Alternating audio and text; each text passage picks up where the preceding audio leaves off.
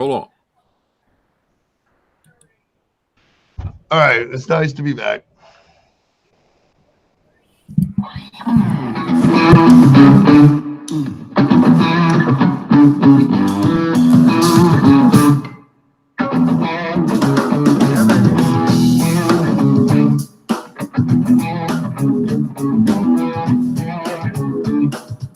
All right.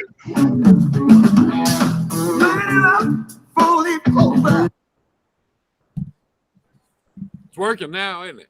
Yeah, it is. You keep the music jamming. I'll keep sharing it. All right. Here we go.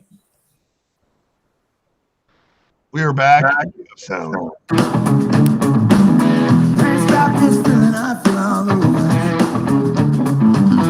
My life was one special occasion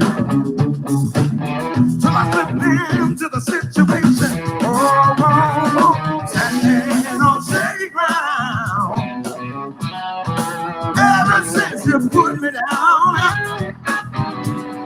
I'm standing on shaky ground. Ever since you put me down, my dog got repossessed this morning. All times I haven't seen in a year. Somebody threw me a life preserver. I'm about to drown in my own head. Standing on shaky ground. Ever since you put me down. Standing on shaky ground. Ever since you put me down. Yeah. What's up, everybody? Sorry about that. Me and Frank were both talking. We had so many people in here, and if we weren't hearing each other, it sucks. I can't give Frank shit if I can't hear him. You know what I mean, right, Frank? Yeah, I can hear everything, and everybody can hear me but you. You were the only one that couldn't hear me. And I restarted and everything. I should have just left it going and let you talk. You're doing great. Well, I just like to play music. Standing on shaky ground. That's my new hit, my new hit song. That's awesome. We're back. We're back. We're big hit. Big hit on the East Coast right now. Big hit out in the Midwest. People are starting to log in. You know, it's crazy too. We hit almost 3,000 or 4,000 people last time. It was crazy, guys. Get down and share the video. Tonight, we're going to be discussing stuff about brokers, right? Yeah, I'm thinking about being a broker, and I'm thinking about starting up being a broker. You're going to be a broker, Frank? Yeah, because I'm going to be a broker. I'm going to tell you why. Well, you ain't got to have no money or nothing, and you can work at your house. You don't have to have you don't have to go to work or nothing, and you can work at your. It's not 8 to 5. You don't have to be available all the time. No, you can just work at your house, and then you ain't got to have no money because any money at all. No, you ain't got to have no money because you can factor everything. See, you can just factor it, so you ain't got to have no money. And all you really got to do is go on the load boards on the internet and just match up people with freight, and they just send you money. That's how that works. Yeah, it's real easy. And you can do it naked from your house. Are you gonna do like? Are you gonna do like 100 calls a day? No, I don't want nobody to call me or nothing. No, I mean, well, you're going to call you, but do you want? How are you going to get a hold of customers, Frank? Oh no. You don't have to do that. See, you don't have to do that. All you got to do is go on that on those load boards on there, and they just give you freight, and then you give it to the freight off the load boards. Yeah, I was told you have to call 100. You have to go to this freight broker boot camp training. No, it's like $200, and you have to get.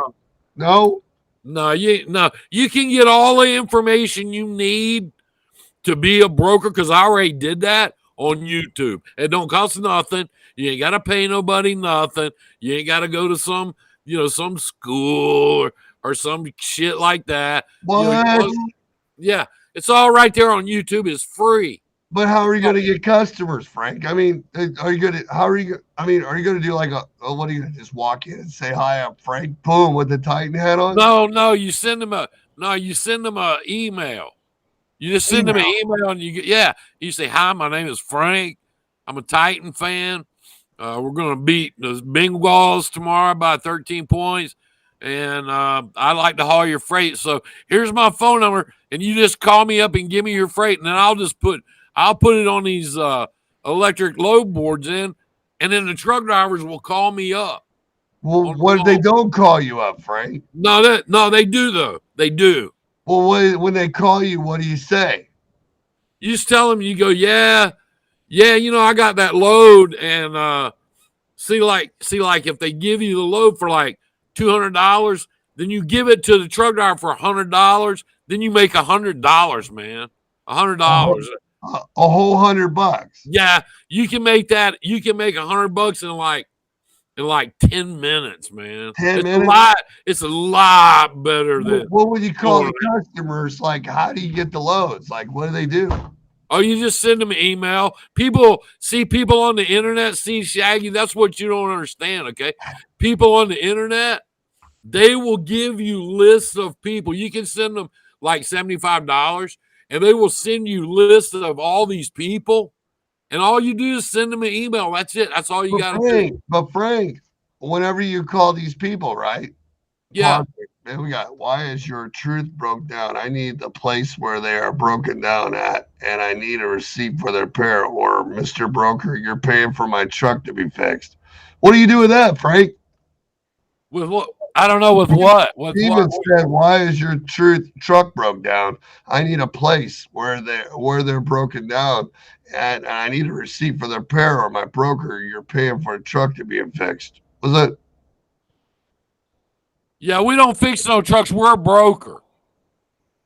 We're just going to broker. We're not going to fix trucks. Nicholas Torres says, I'll be in Crossville, Tennessee Monday morning. What you got in that area? Come on, Frank. Well, I don't know. I got to call a guy. I'm going to call a guy up and see what he's got. Oh, you're going to call a guy? Broker loves to ask for proof. Yeah, he does that. Man, I always used to love it when I was dumb and stupid. I used to call brokers, and I'd tell them somebody died, and they're looking at, what town? Well, hold on. Let me go to the obituaries and look for a relative real quick, and I'll tell you what town, motherfucker. You know what I mean? What town is it? Hey, Frank, I'm with it, though. You know, it's funny, Frank, because I was thinking about the broker thing, and I've seen a whole bunch of people in these groups every day, right? Yeah. And they go out there. Are you going to be looking for carriers or owner-operators? And when you are calling those 100 scripts and you're calling those customers, what are you going to ask them when they answer the phone? You're going to what are you going to well, like you call a customer and they say, hello? And you say, hey, how you doing? Great, hey, how are you? Hey, how you doing? It's me. It's Frank. Frank, I'm a broker, and I just started, okay? I just started broker, but I can move all your freight. So how much freight have you got? Well, right now we're not taking on any brokers, but I can get you to the email list. The email. No, see, that ain't what they told me on the YouTube. They said if I would call you up, because I got your name on this list. I paid $75 for this. Hold up, Frank. What kind of freight do we move? Oh, I don't really know. But I know I'll get you some trucks and they'll haul it for you. Well, what kind of freight do we move on trucks? What kind do we use? Oh, I don't really know, but it don't really matter because I'll tell the truck drivers they can call you. But okay, I don't want to talk to the truck drivers. I want to talk to you. They like the truck drivers. We always give them your number. They call you up. No, I'm the customer, Frank, not the broker. I know. They call you up so they can find out how to get in there so you can load their truck because we're paying them $100. Well, what kind of freight?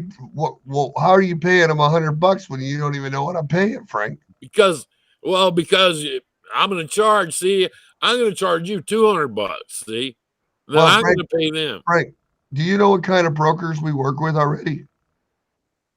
No. No, see, I got your name on a list. I paid $75. So on the list, Frank, on that $75 list where you have 100 calls that broker place told you to go and make a list of those places, Yeah. Frank, I'm the customer, right? So I'm telling you, it's not going to work that way because when you call a customer, you're going to have to need to know who I'm working with. Can you name off 10 carriers that work for me right now? No, I don't know nobody that works for you. Uh, do you know any of the brokers I work with that move the lanes and what 10 of those lanes are that they're having trouble moving? Do you know what those are? No. I'm going to be the broker that working with you now. That's why I was calling you Oh, up. well, but I already had 40 brokers call. I don't need no more brokers. I need, did it tell you on the list what problems I was having? No, they didn't say you was having no problems. I gave them $75. So then they gave me your phone number and said call you up. So that's what I was doing. That's why I'm calling you up. Oh, yeah. Sorry, Frank. Yeah, I don't know who gave you that list, but I mean, we get calls like this all day long from people not on whatever list, and we don't need your help. Oh man. Well, see, I don't know why they put your name on that list. Then they charged me $75. But we don't need your help because Well, and I'm gonna need my $75 back. well, you might have to call Susie Lulabelle who gave it to you. Well, I'll call her up because I was gonna call her anyway because she's got a really good deal going on diet pills and she's got some makeup. I'm gonna get some makeup for my girlfriend Irene because sometimes when she wakes up she looks really bad. But don't tell her about that, okay? Sure won't. I'm not even on the phone anymore. No, she ain't here right now. No, I hung up already. She ain't here right now. She went to Walmart to get some Oreos. So we got Jared in the house, man. We got 50 strong in here, man. You know, you think about this funny too. Like this goes on every day. It's like, I want to be a broker. And you think about it, right? You want to be a broker, but what do you have to offer? They don't have shit. They get on Facebook or TikTok. TikTok is my new favorite.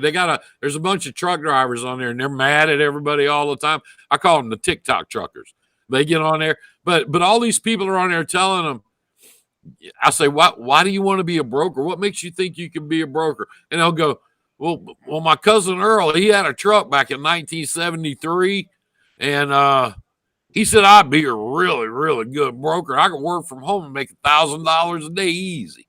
So that's what I'm gonna do. And I don't need to take these people charging all this money and all this shit because I saw a guy on Facebook. He said you can find out everything you need to know, and it's on YouTube and it's free. All you gotta do is log on there and they'll tell you how to do it. It's easy. You know, I see that all the time too, but I think about that broker. You know, I think about the brokers that are out there we deal with because you either have experience or you don't. You're either good at sales or you're not.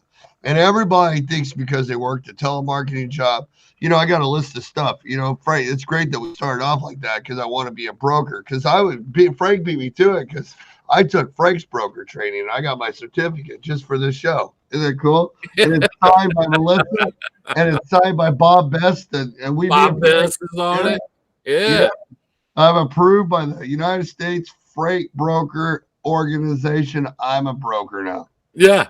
You know, that's all you need. January 17th. I am. I'm going to put that around my neck and walk in shippers and send it over in my email. You know, and you think about it too. You know, you go and you call 100 people, right? And 20% of those 100 people might be the person you're talking to or the one right next to them. And you're calling them up saying, hi, my name is a broker or I'm in logistics. And I was calling because I heard about Stevie or this guy in logistics management, asset procurement, whatever you want to call it. You don't know. You guys don't know how many offices they have, where their corporate is.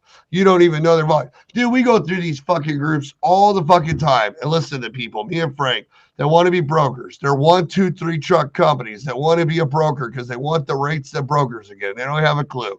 You guys, most people don't even know because they don't even tell you on YouTube. Not one YouTube channel says, how much money do you have on a monthly income coming in to pay all the stuff you're going to need to do it right? How many people have money in the bank to cover the $200 load and the claim that you're going to run into? When you I go had on, a guy.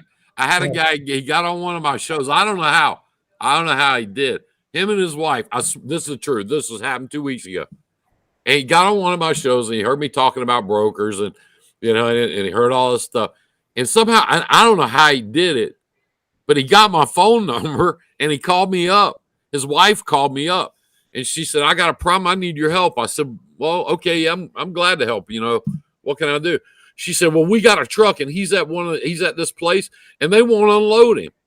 And he's just sitting there and they won't unload him." And I said, "Well, have you called them up? Get them on the phone." She said, "Oh, well, see, we don't know who they are." I said, "You don't know who? You don't know who what? You don't know where they're unloading?" "No, we don't know where they're unloading. See, we so we don't know what to do. That's why I'm calling you. What do I do?" And I said, "Well, you got to call them up and find out, why they're not unloading your truck." She said, "Well, we don't know that." I said, "What do you mean you don't know that? You're the one that booked the load. You're the one that put the truck on the load. You don't know where they're going." She said, "Well, we know where they're going, what town, but that's all." And I said, "Well, what about the person that gave you the load?" She said, "Oh, we got that off of the load board." Her husband had a truck. He had one truck and he had authority. And she was sitting there booking loads off of DAT and brokering them out to people because that's what she thought you were supposed to do. I'm serious. I'm dead serious. we hear this shit all the time. She thought that was and I said, "You can't do that. You can't just sit there and book loads on DAT on your husband's name and then broker them out to people." And she said, Well, that's what we've been doing." And she said, "I'll tell you what, we've been doing real good." What about the people? What about the people? They're doing real good. Brokering out, double brokering shit off the load board. Every week I get a message from somebody that tells me if they're supposed to be running without having insurance on an MC DOT number and they haven't got insurance yet, but people are giving them freight left and right and they're getting paid making bucks. Yeah, but these people, they got all their edge. I don't know where they got edge. They didn't take one of your classes, obviously, but I don't know where they got educated. But that's what she really seriously, she really thought that that's what you do. And she was really happy. She kept telling me, "We're doing real good. We've been doing really good. We've been brokering a lot of stuff." I said, "You can't do that. That's called double broker." And she goes, "What do you mean?" I said, No, I don't have time for that. Guys, too, welcome to we're already rolling, man. We got 52 people in our, they're getting bigger and bigger. Thank you guys for coming and watching me and Frank. Tonight's broker night. Next in February 7th, we have dispatching coming up. We just finished brokering the week before. So we're going to pick up topics every week. Next week, we'll be on Wednesday night. And then the week after that will be Wednesday night. And the week after that will be Friday night. So we'll be coming on between Wednesdays and Fridays. This is a great show, a chance for you guys to come on. We want you guys to type in as many questions you have. It's not about just making fun of this stupid rat race of fucking brokers, this training schools. If I was to train 1,000 brokers this year, let me shit you, I'd train 400 probably plus, right, Frank? Yeah. Easy. Not including the ones we talk on the phone. And every phone call starts off, Frank, "Hey, I want to be a broker." And I'm like, "Why? Do you have trucks? Have you ever done dispatching? Do you understand liability?" Nope. It just sounds like something fun I wanted to do. No, they think that some of these people really think, honestly, they really think that they don't have to have any money. They don't have to make any investment, any time or anything. They really think they can just work from home and just sit there and give freight out to trucks and make $1,000 a day just right off the bat. Dude, we had Angie on there tonight that works for Corey's, and she was on there like for the first time, and she sat in there and spent 4 hours taking the whole thing, like the invoicing, finding the carrier, putting it in a TMS, tracking him, tracing him, doing it all. And what was crazy, it was real-time stuff. Like, this is real loads that just got booked, real paperwork.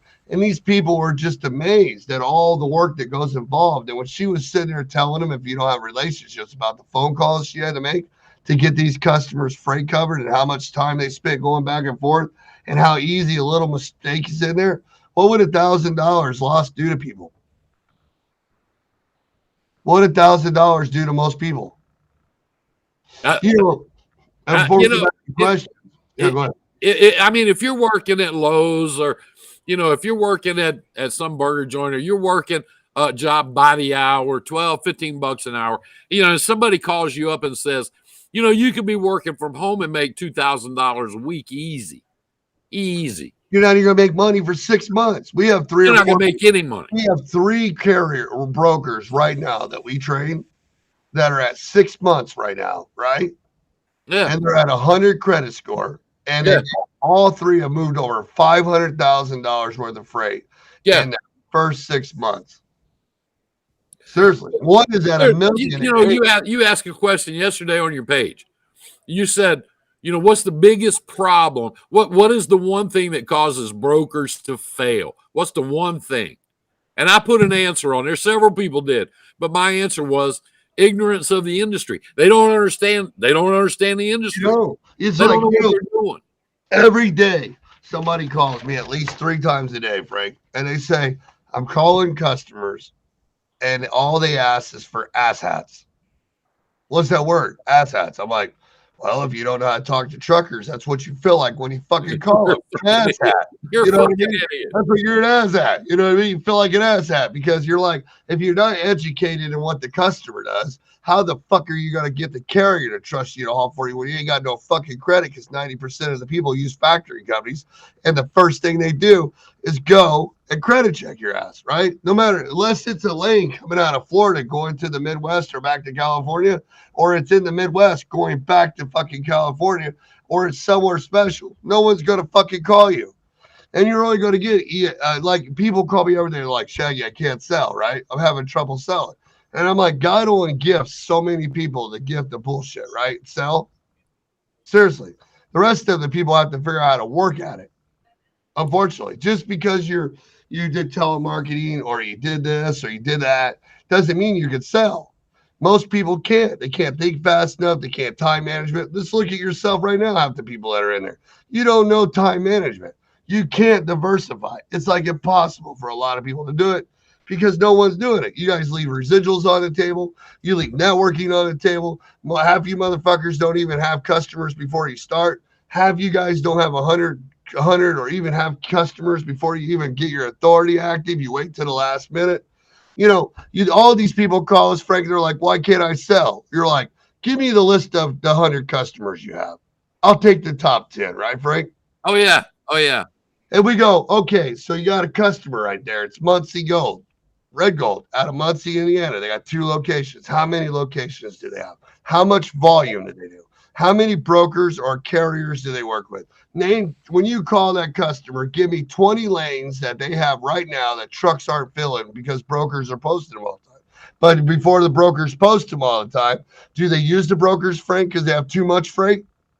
Or they use the freight because they don't have enough trucks? Well, I think a lot of them. I think Yeah. a lot of these shippers use brokers because they try to beat the rates down. Because a lot of brokers think, well, if I give them a cheaper rate, they'll give me loads. The problem is in this environment, the way the business is going right now, if you go cheap on your rates, you're not going to get anybody to haul it. Well, They're not going to haul it for you. But how are they going cheap on the rates when they're a new broker selling? Because you're going to get 2 things when you call a broker. You actually get the guy. He's going to send you an RFP, right, Frank? Yeah. Or he's going to say, we got 2 loads going to fucking Hunts Point, New York that Frank hasn't been taking care of, or none of my other 10 carriers. How many times have you done this? They send you out an RFP and you fill it out and you send it back, and then they don't talk. You don't hear from you. I don't fill it out, but I don't get them. And you call them up and you said, hey, you sent me the RFP. I filled it out. I sent all my rates back. What's the deal? And they every single time, it's like taking a phone call from a truck on. Every time they'll say, well, yeah, I've seen your rates. You're way too high. Oh, no, here's my favorite one. The guys that call me up. Hey, man, am I doing this lumber shit right? They send me these RFPs. I post them straight to the low board, and then a carrier calls me, and I go like this. Yeah, Frank, thanks for calling. Yep, this flatbed load pays $3.43 a mile. Yep, and I only want 10%. As long as you're good with me making 10% off the load, I'll call the customer and see if he still has it. Will you wait for me? Yeah. All day long. And at the end of the month, you're like, well, I worked 84 hours and I'm not at Taco Bell no more, thank God. And I made $2,000. And, we get back to those 10 questions, right? So you ask a person, it says, hey, so why am I having trouble calling customers? Well, maybe you're having trouble because you don't know shit about your customers. Well, I do. I got them on the list, or I got them off ThomasNet, got them off Google, Chambers of Commerce, all these places. Well, great. You got a customer. Well, who are you looking for? Name off the salesperson, the logistics asset, freight coordinator. Name off their accounting person. Name off how much volume they do. Name off how many locations they have. Name off 10 places that brokers are posting their freight or trucks are moving their stuff that they have problems with that they can't get covered because brokers. Tell me that you called 10 or 15 carriers that already work for them to find out if they're going direct or if they're going to brokers, using brokers. Then when you find out what those brokers are, why don't you call those brokers and find out how they're shipping the freight? Then once you're done with that, why don't you learn how to go sell your carriers on the freight that you're going to haul before you start calling? Why don't they do that, Frank? Because they don't know. Oh. Because just like that when we first started and we were playing, I was playing dumb guy starting up a brokerage, they don't know. A lady called me on the phone, Shaggy, and she'd been sitting there for 2 months, double brokering freight, and she didn't even know it. She thought that's how you're supposed to do this. She thought that's how it's supposed to work. She watched some YouTube thing or something like that, and she just went out there and started booking freight in her husband's name and brokering the shit out. She had no idea what to do. She had no idea. She didn't know about the shipper. She didn't even know where her truck was delivering. I said, why don't you call them up? Ask them why they're not on load. Oh, we don't know who they are. She didn't care. The only time she cared was when her damn truck got hung and she was trying to figure out how to get them out of there. That's it. If it hadn't been for that, she'd still be doing what she was doing. Nick Torres says, Shaggy. Let's see here. I'm going back through all these people, man. Thanks for joining, guys. Share the channel, share the show, ask lots of questions. We're going to get to some questions. Shaggy, I have a question. Right now, I'm leased on to a company. I enjoy it. But I'm thinking about getting my own authority next year. Is it worth the headache? I book all my own loads now and making good money. How much more can I make? That's a great fucking question. Too bad the show's about brokers. Well, that is true, right? The show is about brokers. But we're going to slide off. So here's the question. Frank likes to talk about this a lot in trucking week. I don't want to talk about it. I want to talk about brokers. Well, it ain't worth it. Stay with the people you're leased to and keep letting them pay the bills. Unless your wife wants to help you in the picture and help you grow the company. Do this, Nick. Do that. Your name is Nick. Do this. Before you ask any more questions, and before you try to find out anything else about getting your own authority, before you ask me, call around and call 5 different places, okay? And find out how much your insurance is going to be. No, call Shaggy and I'll tell you how much your insurance is going to be. Find out how much your insurance is going to be. And then when you start making a decision to either be an owner-operator leased to somebody else or a carrier running under your own authority, find out what your cost is going to be. You just ask the question here, and there's no way I can answer it or Shaggy can answer it. I can help you answer it. Well, go ahead then. Go ahead. So 2,000 fuel. Here, I'll be right back. We're coming back to brokers, though. So let's think about it real quick. So if you went out and burned 2,000 fuel, in your first year you had $350 a week insurance. Then you got a truck payment of $2,000 a month, or you don't. Think about that column. If you do, divide it by 4. So let's say our truck payment is $500, right? $500. And then we go out, we got a trailer payment because you're not using theirs no more. So a trailer probably right now, is the way I've been hearing it, for a newer one that's 2 or 3 years old, you're looking at $40,000 to $70,000. So that's going to cost you about $300 to $400 a week, give or take. Depending, it could be $600, $600 to $1,200, $1,000, whatever.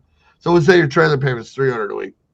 Then you're going to have to keep back $500, which you're already paying it anyways. So you're going to have plates, IFTA, 2290s, brakes, oil changes, all that fixed cost. So let's say that's $25,000 a year, give or take, depending on what you're doing. Then we're going to add escrow in there. That's not fixed cost. Escrow is going to be like when you blow an extra tire for the 18 you already placed and all that stuff. So you got escrow, right? So then you got escrow. That's $375. See, I'm psychic. Then you're probably going to have a factoring company. So if you floated or you got factoring companies, so if you do 7,500 a week, that's going to be about $261. So then here's the way you think about it, right? So if you weren't leased on no more, you'd get your percentage back, but at the same time you would have more bills, right? So you look at it this way. So if your wife wasn't working and you paid all this shit I just rattled off, then the only thing you got left is taxes and your house bills. So if your house bills, your household debt with your wife, kids, and everything is $3,000 to $5,000, why not just average it up to 10, right? Which is 5,000 or so over what you have to pay. Or if it's over 5,000, 6, 7, 8,000, then double that, right? Because come on, guys, tell me the truth. If you're out there and you're working a job and at the end of the month, all you have is enough money for your wife to pay the bills, how long do you think that's going to be fun? I mean, even at 400 or 500,000 over. And I'm even talking about paying truck, trailer, fuel, fixed costs, escrow, and factory fee. Plus, I'm going to give yourself 2,500 a week after all that. See, I'm taking all that stuff after it. You really made 30 some odd on it, but I'm deducting it ahead of time. So your brain thinks, right? So if you take that plus 2,500 or 3,000 or whatever, you total those together. When you total those together, we come up with around, for a one truck authority, is going to be around $6,000 to $7,000 a week, depending on how much you fucked up your household debt. Obviously, if you have $8,000 worth of bills and all that other stuff, it's going to be higher. So you take all those numbers, total them together, and then divide that by 3,000 miles. And anything over that's going to be a plus. Well, here's the problem. When your truck breaks down, you don't got your help. Well, when you're leased onto that guy's authority right now and you're self-dispatch, your fucking truck breaks down, you still don't have no help. Well, they might help you with the breakdowns, but you still got to pay it back. So here's the thing. So like Frank said, if you're a one truck authority and you're happy where you're at and everything's going great, you're self-dispatched, then fucking stay there. You know what I mean? But if you want to grow and add on owner operators and build a business that your wife's going to help you to leave behind for your kids and do something serious that you're not like half these other motherfuckers jumping in brokering and getting box truck sprinter vans because they don't understand the fucking plan or anything else. They don't understand the freight, how hard it's going to be. Because one freight is not the same as another, but the system's the same, isn't it, Frank? Yeah. Yeah. And listen, Nick, I'm not trying to rain on your parade. Check your cost. If you're working for a guy right now and he's letting you book your own freight and you're doing really good at that, check your cost. At the carrier, don't bet on your cost being the same that it is with that carrier. Because if he's been in business for a while, if he's been doing business, his insurance is going to be a lot cheaper than yours is, probably by half. Think about that.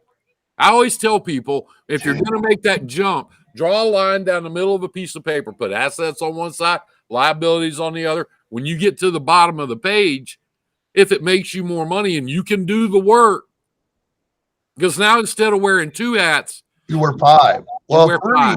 Yeah, 3, and then you're going to go into 5. So it's like, what are you going to do it for? All these one truck guys, you ask all these guys out here, probably half the one truck carriers actually had a life. Yeah. It's the truth. Yeah. They look like Frank. He says, I pay $30 a week insurance. I look like a guy with a plan that stayed at a company at least on, or when I got my authority, I added owner operators so I wouldn't have to worry about the debt off my one truck and put my wife in jeopardy. See, Frank's the old school guy like that. He runs like a bat out of hell. No, just kidding. But that's what you look like whenever you run like Frank. The other guy. No, just kidding. It is really though. Hey, I think over here on the group, Gary Rickards said, "Damn, Shaggy, you need to get a real life Sasquatch on there." Was he talking about you? Probably. He's so jealous. He's a small, jealous man. Yes, it happened. Yep. So, hey, Frank, this guy on here, he said, this guy in our group, he said, "Shaggy, what about sprinter van loads?" What about them? That's the same thing as we keep talking about. Whether it's sprinter van, hot shot, bulk loads, flatbed, end dumps, freaking dry van, flatbed, reefer, refrigerated, whatever it is, it's the same process for everything. It's just a different commodity and a different volume of people, different style. Cars still chase freight. There's always two sides to each one, right, Frank? Relationships. If you here's the deal. If you're wanting to get into business for yourself and you want to take the cheap way, go in cheap as you can. Think about this, okay? Think about this. You're still going to have to pay for insurance. You're still going to have to pay for your equipment. Shit, I bought a pickup truck the other day. It was 3 times more than I could buy a tractor for, a Peterbilt. I mean, you're still going to have expenses. You're still going to get, 8 miles to the gallon. You're still going to have breakdowns. You're going to put miles and miles and miles on this equipment. If you can find any damn freight, these box trucks and sprinters and all this bullshit, I see them all day, every day on social media.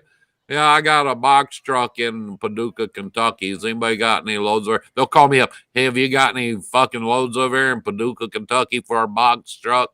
No, I don't. What do you put in box trucks, anyways? I mean, like, is it like furniture? I don't know. A friend of mine called me up. A guy I've known for years and years and years. He calls me on the phone. He goes, thinking about retiring. I'm probably going to get a hot shot. What do you think? And I said, who is this? Why the fuck are you calling me? I don't want to mess with that stuff. You cut yourself out of so much potential business when you get into a business like that that I can't even imagine why anybody will want to do it unless you're cutting corners, unless you want to go cheap, unless you think you can get into the business cheaper and easier. I know CDL. Well, and this is a great look at that post right there, Frank. This is the truth too. I can tell too because I always watch Corey, right? So if Corey's losing money up there, I always can tell what's going on if he's gaining money. And like I was talking to Corey the other day, and we weren't even done with Friday yet.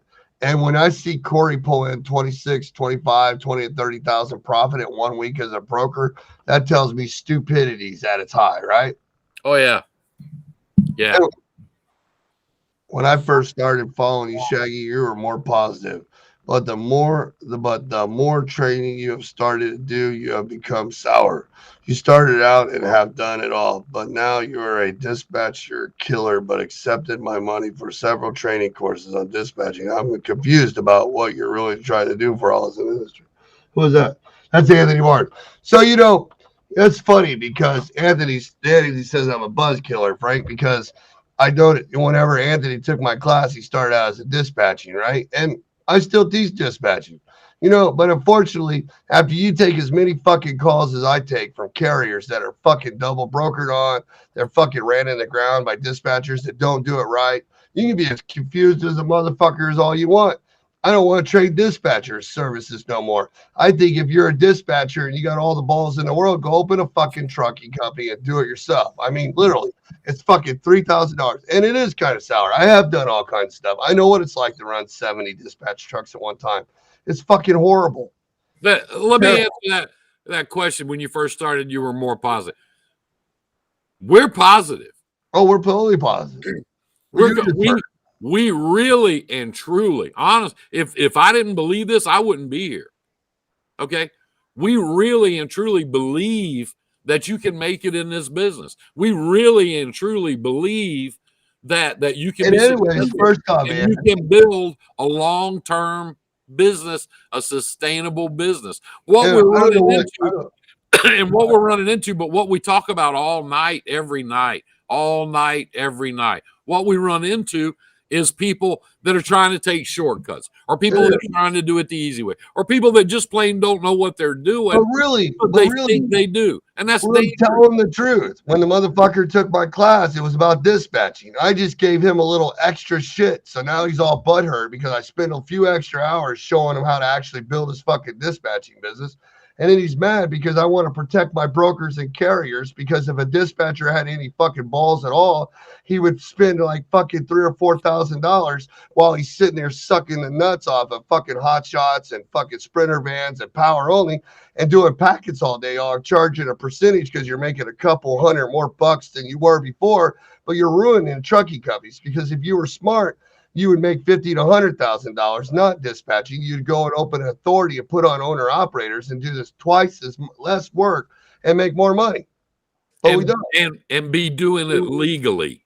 Of course. And the real only reason dispatching ever started was because trucking companies and brokers didn't have credit and they needed to learn to diversify. So those guys, and if you don't believe me, why don't all the mega carriers, mega brokers out there open their own dispatching offices? Could you imagine if Landstar, TQL, CH Robinson went and divided their places and used their freight plus open a dispatching office where they could control the fucking you go and get your freight on the carriers that they were controlling, and they wanted to invest all that hard work and time to do it, you wouldn't even have no freight.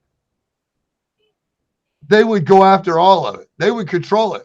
They already have the 150,000 fucking carriers. Landstar already did it, Shaggy. They're already doing it. You're out there going, oh, you're a dispatch service. You're a dispatch service. Here's the deal with a dispatch service. Would you give somebody that you don't know, somebody you don't know, somebody you've never met, somebody you're not familiar with, somebody that, to be perfectly honest, okay, somebody that's such a shyster they'd open up a fucking dispatch service, would you give that person your power of attorney? Are you fucking kidding me? And another thing too, you sit here and say in the comment, I paid you money. Well, shit, you should have paid me twice as much because half the stuff you're learning half the time, I did it for cheaper.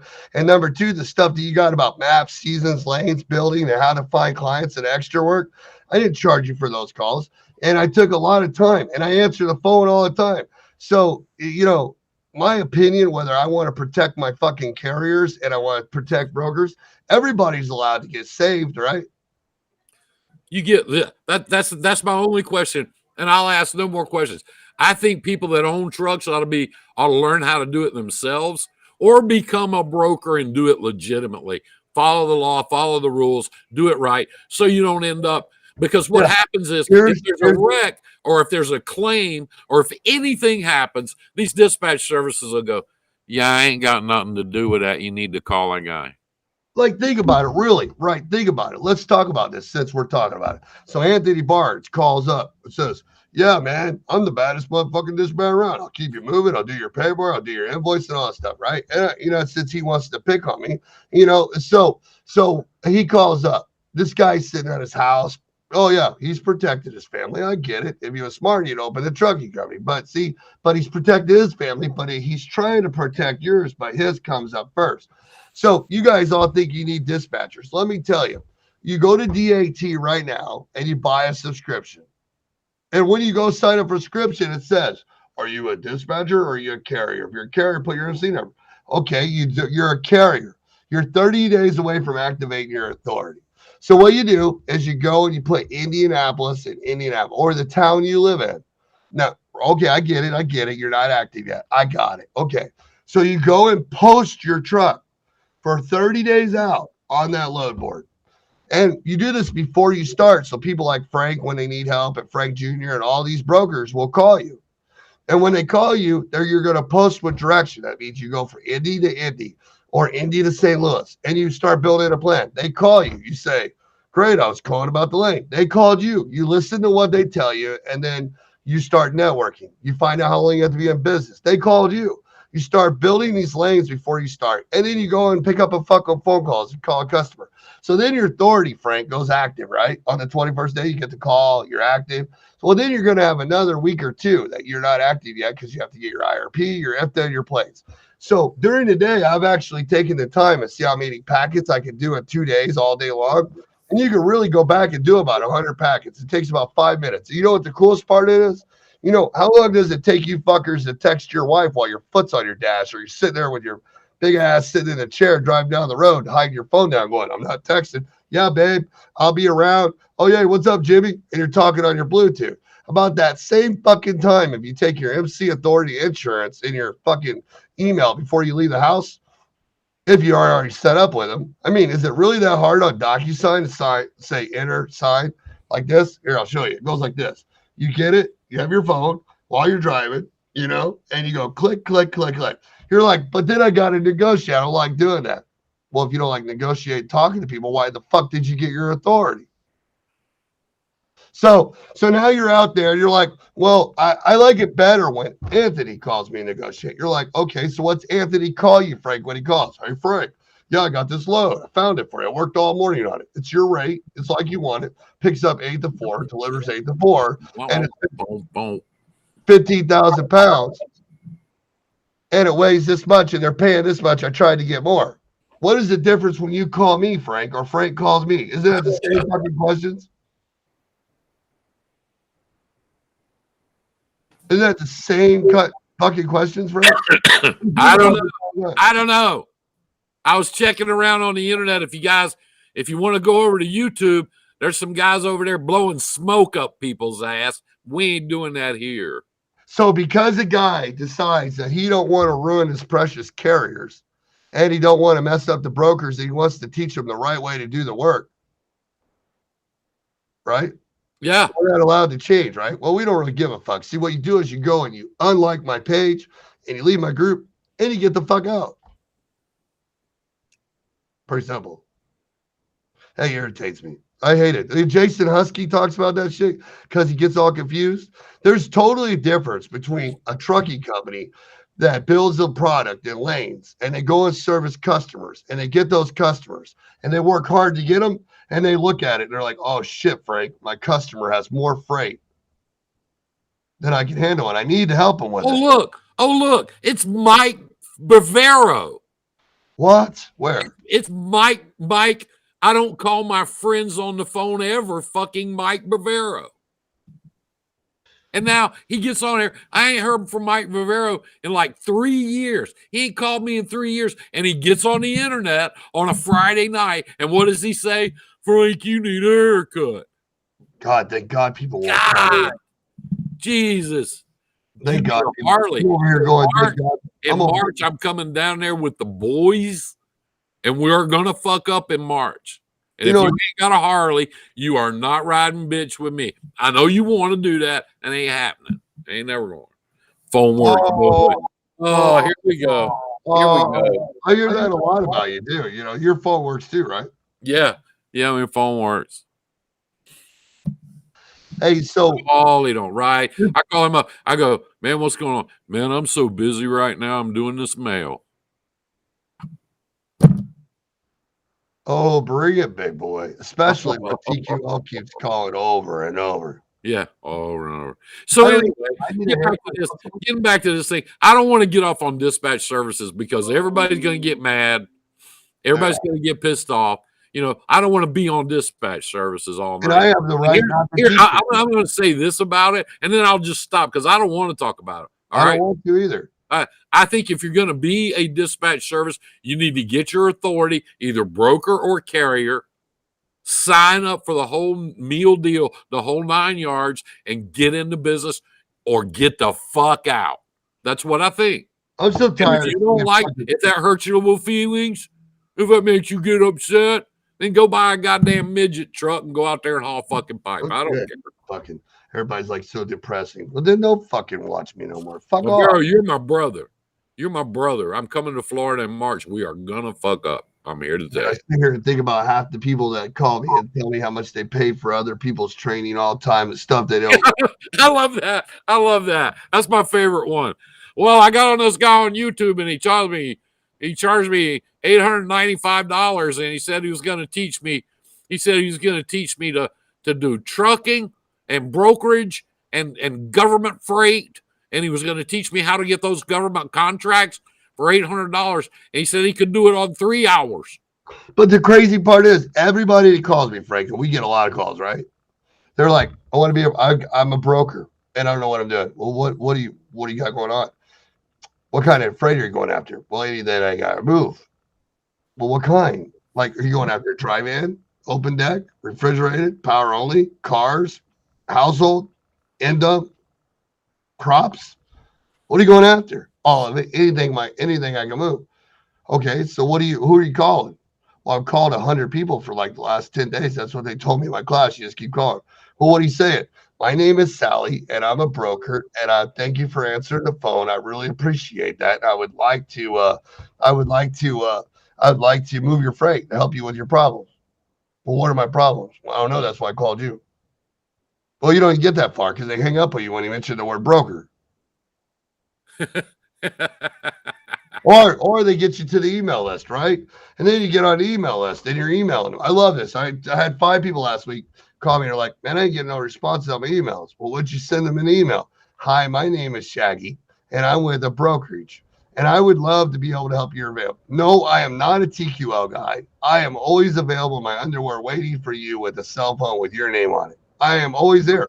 We are right down the street. We would love to work with you. And they email and they email and they email. And then when you look at them, right, and you're like, Frank, well, send out an email like this. It says, hi, my name is Shaggy. I noticed you guys deal with flatbed freight. I have carriers that are right. I have flatbeds that are right down the street that can help you all the time. Matter of fact, I noticed that you work with brokers and you have loads coming from these 7 areas. We already have trucks that love those areas that are in the lanes that are actually in your backyard. We would love to work with you. Matter of fact, here's my stuff, and I can give you a rate in like 4 minutes. Just tell me the problems you're having. How come we don't send an email like that, Frank? Well, because what do you do? What do you guys do? There's a lot of people on here tonight. A lot of people. And, I know you guys can see us. What you don't know is we can fucking see you too. So we're going to take a little poll here. Okay? That is right, Freddie. We're going to take Jesse. Where's my fucking brokerage diploma? Let me tell you something, motherfucker. You sit around, it's right there. Shaggy's got it. It's right there. All right? It's right there. It's Frank's Broker Training Academy. Fuck yeah. I graduated on January 17th. You are bona fide, certified, legitified, and magnified. I'll put it on my neck. There is nothing you cannot do. I got this is my dude. There is no door that is not open to you. There is no claim you cannot make. Dude, my business cards. My business cards are gonna look like this. That's right. Certification from the Frank and Shaggy Intercontinental Trucking and Brokerage Association. I'm gonna add a Mystery Machine Corvette so I can have a sports car, and then I'm gonna put a gold chain right through the top right here and wear it on here like this. And I'll have it hanging. I might put my Chiefs hat on too. Is that cool while I do it? I never was picking on you. I looked up to you. Always spoken high of you because you know your shit. But no, you want to bash me. Taught me how drivers need to fulfill them. I'm not bashing nobody. I just don't need people coming on my show talking about the way I changed from dispatching. I've been this way forever. Maybe you were confused or something like that because I gave you time to. Okay. Whoa. Everyone should have a choice on how they want to run their company. Yeah, fuck that. Yeah. Okay. Just so we cut to the chase here. Yeah. You're not special. You're not above everybody and everything else. No, just because you say, I want to be the king, doesn't mean you're the fucking king. If people are giving you if anybody out there in the whole world, anybody is giving you their power of attorney, and they have to for you to sign documents for them or sign up a customer or take a broker load. If they're giving you a power of attorney, I don't care who you are. I hate that fucking some drivers don't want to do all the work. No, some drivers do need to do the work. It's called lack of education, and you fucking don't want them to do the work. That's what I taught you in class, so you're taking advantage of the side. You don't get to do that with me and Frank. We already know the truth. Take that crying ass shit. They're kissing asses and blowing smoke up people's asses on YouTube. You need to go over there. Take that shit on over there. We can do better. Come here and cry. Don't come in here crying with, I'm special. You're no different than any fucking body else here. Now, if you come in and say, hey, I got me a company and built it up to 30 trucks and I work for that one company. Everybody should run their company the way they want to. Oh, fuck. That's like everybody should run red lights if they want to. Yeah. If they want to, nothing applies to me. I'm special. Get the fuck out of here. Well, hey, we got that cleared up. You knew it was going to happen every time somebody comes in. They're like, how can you go from dispatching and running a dispatching company and showing all those cool tricks and stuff? Well, unfortunately, I'm going to piss some people off, and it hasn't been the first time, has it, Frank? That's it. It hasn't even been the first time tonight. Yeah. And you know, the funniest part about it is the guy's saying the same thing, man. I took your information. I've helped several people. I've referred people. That's because I tell them the way it is. You know what I mean? And I've always said, I'm not, you want to bash. I don't want to bash me. I want to bash anybody who gets pissed off because I have the right to change my fucking opinion. You know, and I'm still the one answering the phone 22,000 a minute for half the people that are in our chat right now. Oh, jeez. I'm special. It's me. I'm blessed. I'm special. I can build my company any fucking way I want to, Shaggy. And they're right too. So it is very right. One point. There is a lot of guys out there that are one-truck authorities, that get in this thinking it's gonna be better. Remember that guy 2 years ago, Shaggy? Me and you used to come on here. And 2 years ago, there was a young guy over there in Middle Indiana. I can't remember his name, but you will, because you remember everybody's damn name.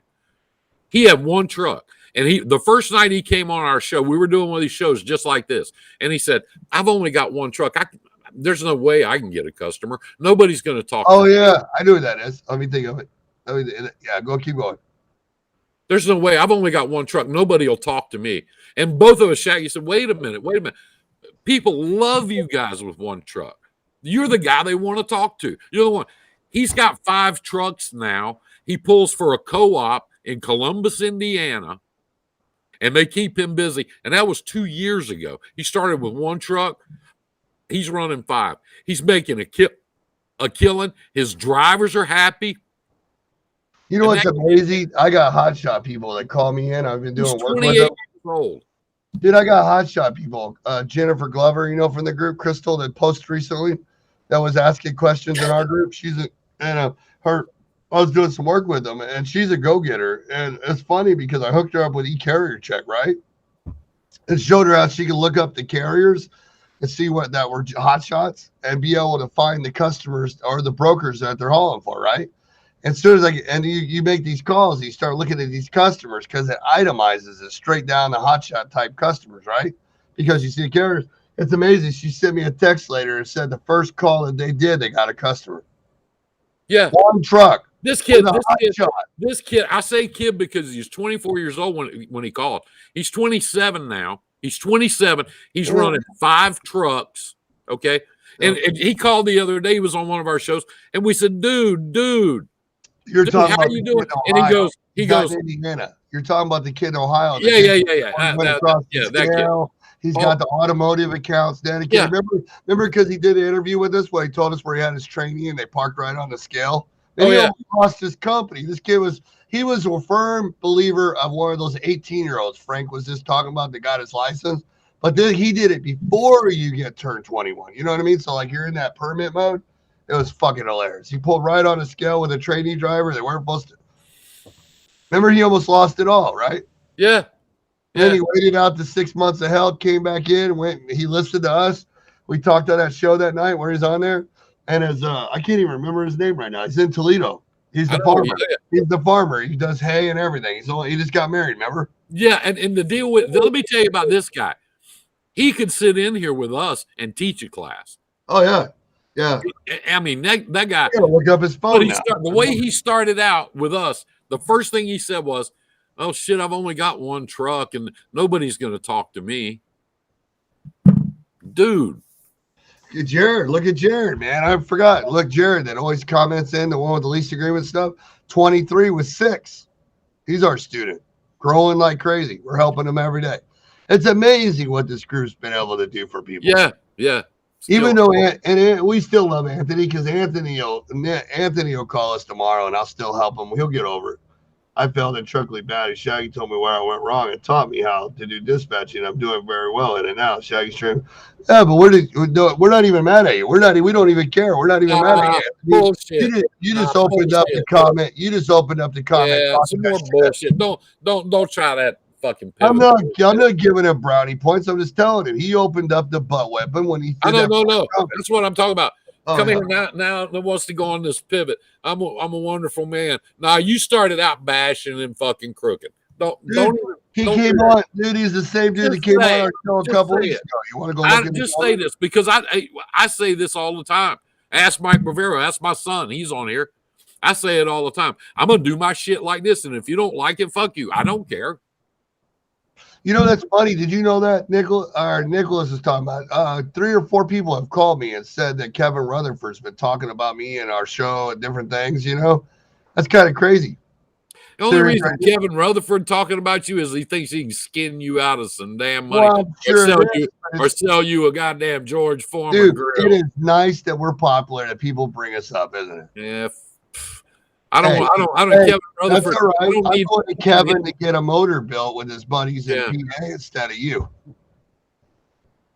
All right, I won't be nice. I'll be nice since he was talking about me. I'll talk about him. I know all kinds of stuff. Sorry. The lease agreement guy. Your memory cracks me up. Dude, I remember everything. He does. He does. And I'm sitting right now. I got the 4 or 5 letters of my guy, Nathan. Nathan's his name over in Ohio. And I'll get his last Zuber. Nathan Zuber is his name. He's in Ohio. He remembers, Shaggy remembers everything. He can't spell fucking doghouse, but he remember a guy's name from 23 years ago, where he lived, his house number. He's what you call one. His brain is damaged. It's all fucked up. Hey, Maria, Carl. Oh, the carriage. Shit, I need to figure out how to use e-carriage. Guys, do the demo on there. Me and Frank helped them all the time. We love that shit. Frank still think it's illegal. You need to do it before Jared goes to prison, before the FBI comes in on him, because all that data, all that shit he's sharing out there, a lot of that shit is privileged, prioritized information. So I suggest you get on there and get cranking on there and milk it before they bust down his door and lock his ass up. Jared's like, any minute now. Be the company driver. He's going to be to prison. And good night, Bavero. Hey, Bavero, I'll call you next week. I got to go to North Carolina. I'll talk to you. I'll call you. Anyway, brother, thanks for coming. Hey, guys, and always remember, share our show, man. We love pissing people off. Everybody, that's Mike Bavero. That's my man down at down in Florida. Is that your mail guy you talk about all the time? He's my guy down in Florida. He's with Carol Fulmer down there. If you guys know any truck drivers want a job, want to lease on somebody or drive a company truck, those guys are real and they're good. They're good people. I've had a relationship with those guys for a long time. What's up, Michael McMains, Kenneth Young? Man, do you see how many people we have in here tonight? Like, it's a lot of people. And you people, you people that are here watching, went through all my stuff yet. I'm just going. I know you people. You people that are in here watching me and Shaggy, and I just want to say, man, you fucking guys are pathetic. It's Friday night.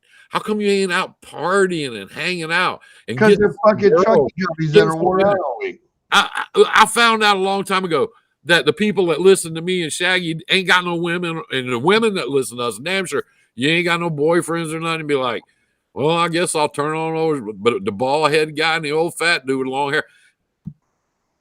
Oh man, you guys need to get a life. Dude, they just said we need a serious channel. They're all here watching. They love this shit. Like, where else do you guys go tell people how fucked up they are and tell them the truth? We're like the rawest people around. Who gives a fuck? We don't like it. We're gonna go Adam Stringer. Adam be sending out emails. We are truck geeks. You a geek, all right, motherfucker. I don't know about a truck. Y'all geek. Frank, you still don't know me, but Shaggy does. I still love you guys. Oh, quit it. You're crawfishing. Stop it. Just say it. Just say it out loud. I'm a bad person and I'm proud. Just say it. I'm no good. I am a siphon on society. It is. Just say it. So, we're back to those broker guys, man. Well, first off, half of them don't even know the questions asked. Like, what is a script when you have a product? When you understand, what is a script? Where the fuck are you going now? What are we talking about? I'm going back to the broker class. We're going to do it. You called me up. You go, let's do a show about brokers. I go, okay. And some guy posted a thing on here about goddamn dispatch services. And that always gets you pissed off. Well, I'll go back to the broker shit now, right? Because we're on the broker shit, right? So, we're a broker. Now you're a real hater, Frank. Man, you are a hater, Frank. You help all these people all the time, Hater. answer the I'm phone a call, hater. come on show and help, and I'm you're a a hater. hater. I had We are some guy get mad at me yesterday. He goes, unfortunately. "I've been trying to call you for 3 weeks," and I go, "I don't want to know you. I don't want to talk to you." What? That's Well, I a don't good want to know you. question. Here's one for you. Barbara and Joe Davis from our group, they said right here, we are brokers. We aren't a broker, but we own our company. We have 4 trucks, a hot shot, and now dispatching our own drivers. That means what she's saying is Joe is off the road right now and he's not driving no more. So now they're all in the office. Do we need to get our brokerage? Well, why wouldn't you? Don't you want to make more money? That's a good question. Why should they get their brokerage? You know what I mean? It's not Don't you even want about to make making more more money. money? Don't you want to grow your business? Well, they are You know, obviously they got 4 trucks. they've already started. People have already started suing the shit out of these dispatch companies, and what that's leading up to, and it's already there. It's already there. It's got the attention of the people in Washington. They're going to regulate those companies just like they do brokers, just like they do trucking, just like they do freight forwarders.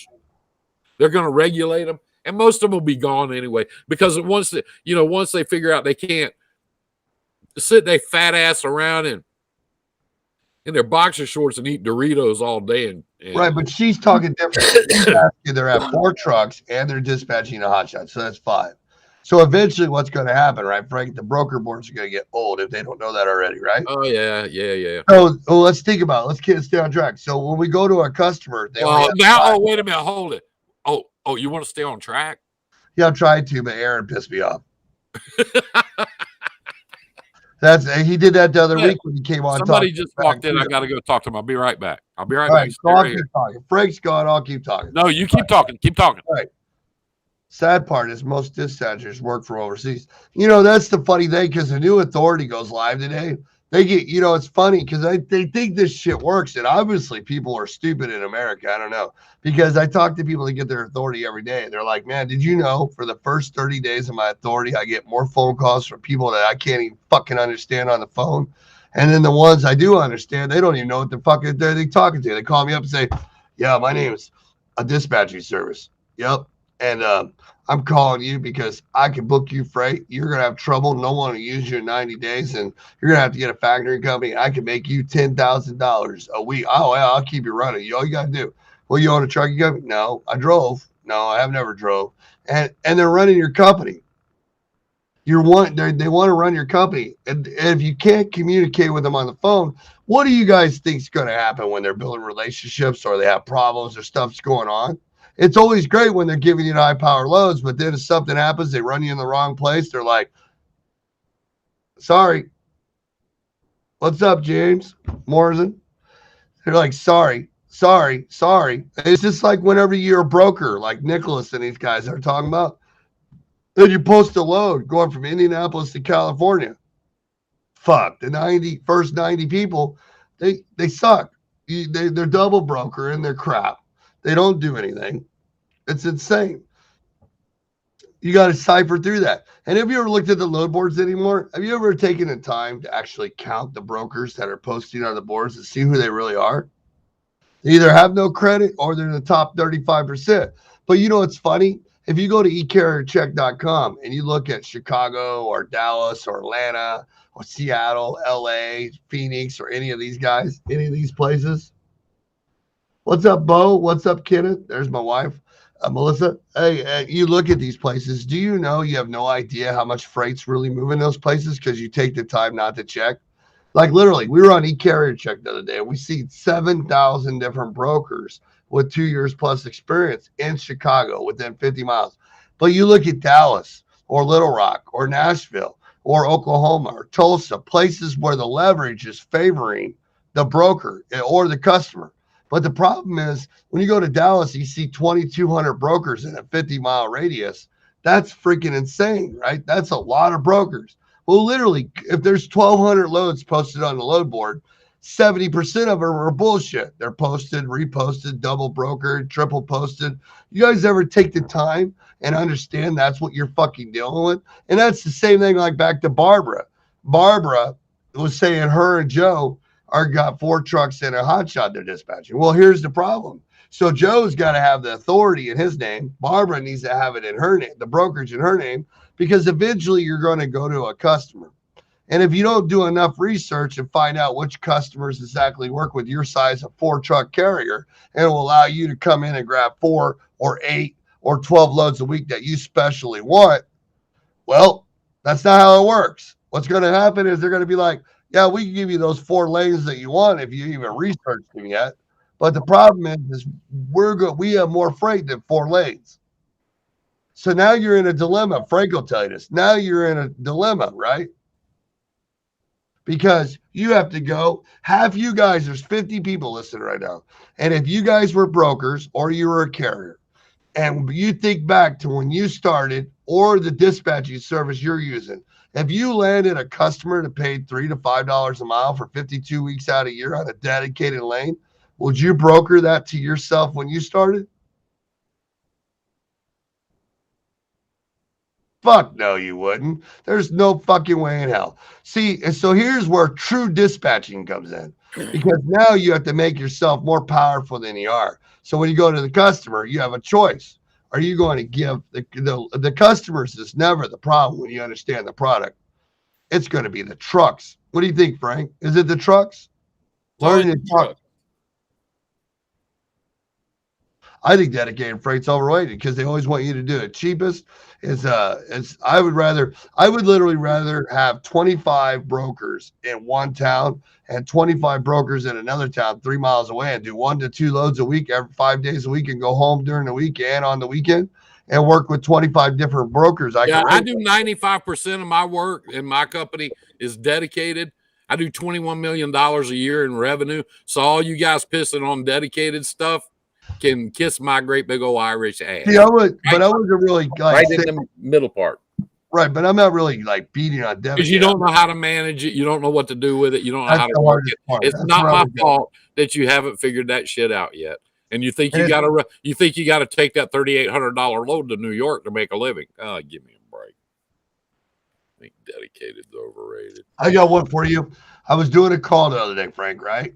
Yeah. This guy called me up, right? Check this out. Listen to this. Tell me if I'm wrong. And he said, I am worth $4 to $5 a mile that's what I'm worth. And I said, okay, so what'd you make for the last 12 months? From right now, 12 months back, Frank. And he said, I made $4 to $5 a mile. I said, are you lying or is that for real? So which one did you make? Tell me, because you should know your numbers. He said, I made $5 a mile. I'm like, so you made $5 a mile. So remember I was writing those numbers out earlier where I did the $6,400 for that guy that was on the group? Yeah. And I totaled up, I divided it. So the guy's cost was $3,000. His truck payment was $600 a week. His trailer was $300. We agreed that his fixed cost was a certain amount. His escrow was a certain amount. And we figured up his insurance and his fuel and his factory fee. Isn't that his bills? If you don't pay those, you don't run, right? That's right.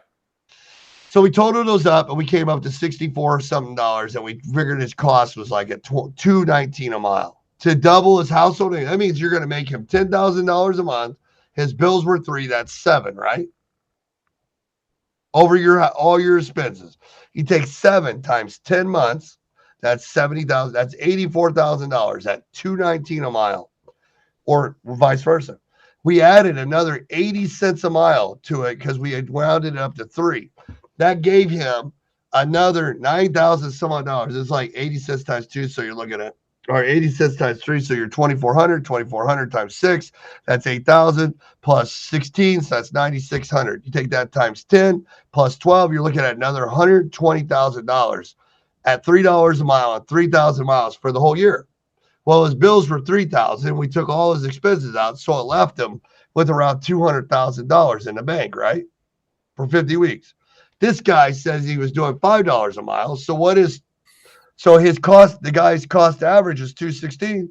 So at $2.80 a mile over what I told him, how much money should he have in the fucking bank if he was really making that much money?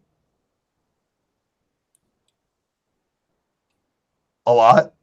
Couple $100,000. But in the same sentence, he tells me how he's not home on the weekends. He's not really home at all. He travels all over the place freight chasing. And he even mentioned the 2 breakdowns he had with no mechanic at home.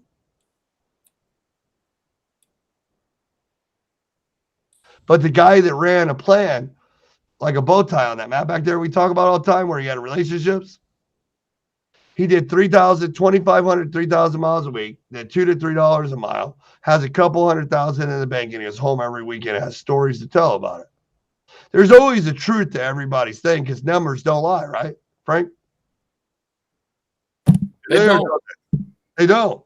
You add and you add and you add. You know, like our good friend Shane over at Green Miles. He does that crazy fucking spreadsheet that no one's ever going to understand, but he's on point, isn't he? Yeah. He got every number down there to a T. And the reason why everybody don't believe his numbers, it took me a long time to see his numbers, and it didn't dawn on me because he's lease purchasing the trucks to the drivers. So you got all these costs. No wonder he needs $9,000 a week to operate his trucks. He can't move for less than 3 something a mile. His expenses are through the roof. You know, Frank, don't we have conversations with people all the time? And we ask them these questions, and how many people really know it? How many people really know it? Their numbers. I think there's some people out there that know something. I think there's some people out there that are familiar with their little world of the business. And what I try to do, what I talk to people about all day, every day, is learning the whole business. Look at, you know, if you're in the trucking business and you're a small guy, Torres, you got one truck. If you got one truck or you got 3 trucks or you got 10 trucks, you need to understand what brokers are doing, how they operate, how they function, what makes them tick, what makes their business operate. Why do they do what they do? When you call them on the phone or they call you on the phone, why do they give you the rate they give you? Why? You need to know those things, okay? And if you're a broker, you better understand what people like Nick Torres is doing with his truck. You better know what he's talking about. Because he might call you and say, hey, I'm over here at the Constantine. I'm waiting to get unloaded, and everything is going good. You know, there's 2 trucks ahead of me, so I should be out of here in a while. But what he's not telling you is it's pouring down fucking rain. It was solid ice all the way in. He's been awake all night trying to get his truck in this place to make your delivery on time. That's not what he's not telling you that shit. But if you understood trucking and you paid attention to the Weather Channel like everybody in trucking does, you would know those things. And you'd say, dude, are you okay? But it's just like with me and you. If a guy calls up and you don't have a rate because you don't have no trucks, right? And you got a customer that's paying $3 a mile, right? On a load, or $3.50, right? And you're at $3.50, and a guy calls you up and he says, hey, I'm calling on your load. You tell him all about it, and you say, I got $3.50 I got $3 a mile on it because your customer's paying you $3.50. What if you were smart enough because you did the research that me and you teach in my webinars and all that stuff, and you teach too? We all share it every week, right? What if you stopped and said, great, how do you run your company? Do you guys freight chase like all over the United States, or you guys stick to a specific area?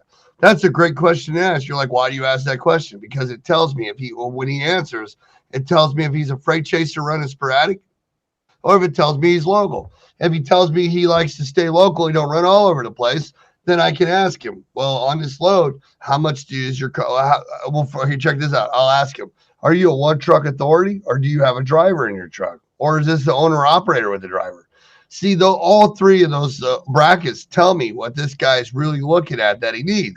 It's called building a relationship. Oh. And I already know if that guy tells me he has an owner operator and a company driver, and that truck that's picking up my load, that's like a $3 plus a mile guy. I'm telling you right now, he's going to be $3 to $3.40 on cost. And I already know these numbers, right, Frank? Yeah. Just by asking questions, I can tell if this guy's just like when they call me in. If the guy starts off the call and says, how much is the price? And you don't ask me about the load, and then I ask those other 3 questions, I know this guy's getting fucked for like 30%. Telling you. They do this to you all the time, and they have algorithms and computer systems that tell these guys what the fuck you. Every morning, some guy like Frank comes in that's done all the stuff he does, and he's like, he looks at 4 or 5 things, and he goes in and he sets the program, feeds the numbers for that day to these buys that blow your phones off the hook. And you guys think you're negotiating, right, Frank? You aren't negotiating. You're not negotiating at all because none of you have ever taken the time learn to negotiate, have they, Frank? I sent out an RFP in this group one time last year. I forget how many people I sent it to. I think 18 or 20. You posted it in a group and like 20 people responded to it. Yeah. You said you guys got 15 minutes to fill it out. And the one guy from Houston that's not in our, I don't know what happened to him. Remember, he was always around all the time. I don't know what happened to him. He's the only one that answered it right, somewhat right. He's just a driver. Yeah. All the brokers put it out there. I said, this is what customers do. They'll send you one of these things, and you got to fill it out and turn it back into them, and they give you 2 hours to do it. And if you're past 2 hours, they just delete it. Just delete it. So here it is, guys. And it was 12 lanes. That's all it was. It's not like it was 600 lanes. It was 12 lanes. You had to come up with 12 rates. I love these posts. I love those posts too. Every time I think about when you did that, I think about all the posts we see in the groups where somebody posts. I'm on Facebook where there's no real carriers anyways. It's all dispatchers and trainers anyways. Just say no, or people that get in the industry because real people out there running their fucking trucking companies. That's why we have to come on at night so real people like you guys can come and listen to us because you have to work there today. One guy sent it back to me. One guy out of all of them. Now, I had a bunch of them call and said, okay, what do I do about this? And I go, no, customer won't. Can I change this platform? I love that part too. Remember all those questions? Yeah, can I change the platform? Can I put this in a different, okay, you sent this out in Excel. Can I transfer this over to Word? No. Customers don't do that. They send it to you. They give you 2 hours to send it back. And that's the deal. That's it. They're not teachers. They're not doing what Shaggy does. They're not going to sit down and beat it into your head. How do you do that? They're not your friend. Well, my favorite part too is they're not going to tell you the rate. They don't give a shit. If you do get an RFP, Frank, tell them what happened. If you get an RFP with the rates already on it, what is that shit? It's called target rates. Target. And why is there always, with that kind of customer, always 100 brokers attached to the list? Because that's who they feed them out. They're looking for the cheapest fucking guy. And if they don't move that's what they want. The cheapest guy they can find. You know, we understand a lot of those customers like the water and all that stuff. You know, any other given time, you wouldn't touch Bowling Springs, Tennessee, would you? No. Bowling Gap or whatever the fuck that is over there by you. You wouldn't touch those water heaters either, would you? But now they're all a necessity. Water, all these products. So the cheapest freight in the world just became the most expensive freight in the world. They're closed. Here's a topic for you. The United States you can only stand up for a guy that runs down a mountain, right? But as soon as the United States fucks the Canadians again, right? It does that border thing with the shots. Well, I'm not against the shots because we had a guy come visit me for an in-person on Monday, and he came in sick like a numbnut. So ever since Wednesday, I've been feeling lousy, and I don't have time for that stuff. You know, be respectful for people too. When you're coming to training your stuff or you're doing it in person, I don't care if you believe in COVID or you believe it's the flu or whatever. Don't show up at people's offices and go fly on planes and travel and all this stuff when you're sick, whether it's the flu or it's COVID. We don't fucking want your shit. Reschedule. Do some other shit. You know, no one is mad about you if you're against the guy. I don't like the government. I don't ask Frank. Me and him butt heads all the time. I don't like the mask. I'm not getting a shot. But if I go to Frank's house and he wants me to wear a mask, I'll put 2 of them on. When I leave, I'll take it off, right? I don't have to go to Frank's house. You know, I have had to go. I have too many responsibilities. You guys going and sharing your stuff because you don't have a plan with people, that's fucking stupid. Because people have families, they have to work, they have friends, parents, and all that stuff. I'm not getting all weird with you guys and stuff like that because I am not that guy. But no one wants to get sick because you're lazy or you have to do it. I understand people have to go to work or don't believe it or whatever, but keep it to yourself. Just as my state. I don't get a lot involved in it or what people have to work. You know what I mean? And I'm kind of annoyed over it because I don't like getting sick. I have too much work. I have too many people to call. I do 22,000 minutes. I have a taekwondo school open. Why would you come to my office and have a potential just because you have an appointment schedule, you can reschedule on a flight to spread that crap, whether it's flu or COVID to people? It's insane to be able to do that. And I know everybody has hysterica and they're weird about it, but I don't go to people when I'm sick. I stay away from them. That's the dumbest stuff you guys can do. get sick, be sniveling, jump on a plane and travel across the United States and affect all our, whether you got COVID or not. I understand. You know what I mean? You do a go-to, call me up, call the person you're working with and say, hey, I don't feel good, and do a go-to meeting. It's like not very expensive. If you're in trucking, you should already have that app anyways. I just want to throw that out there before the show left. It's very disrespectful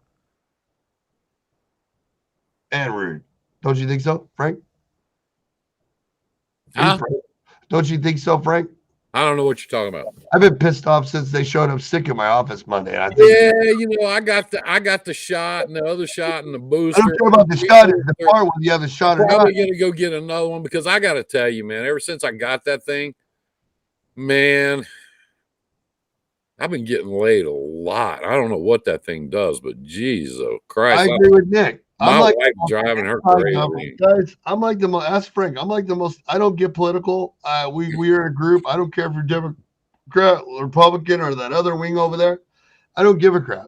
But I'm just saying, respect other people and don't get them. Don't go travel and do stuff when you're sick. Oh shit! Now he shows up. Why the fuck does Ricky show up in the last minute? Like he's a busy guy or something. I don't know. When I'm getting tired, we've been on here for an hour and 41 minutes. Well, minus the fuck up where the mics didn't work. And I think it's my mic. I don't know. I have to check. It's you because everybody else could hear me and they still can. Shut up, Frank. No one likes you. Because they will build a lane and they'll ask for pay to increase. Hey, did you see my question? You mean a question about the Nestle water plant in Red Bowling Springs? Yeah, it's been closed for a while. It's been closed a couple years. There's something in there now. It's like they make baby products or something. Somebody else moved in there, but because I drive by it all the time. That's because the people who own that place are dumb motherfuckers, dude. That was the cheapest, crappiest, ran fucking not picking up place I've ever. Like then you got a deadhead like a fucking 100 miles out of the way to get to the son of a bitch. That place reminds me of what is that one bill in Danville? What is that that styrofoam cup place over in Kentucky? What is that, Danville, Kentucky or something? Silo or whatever it is.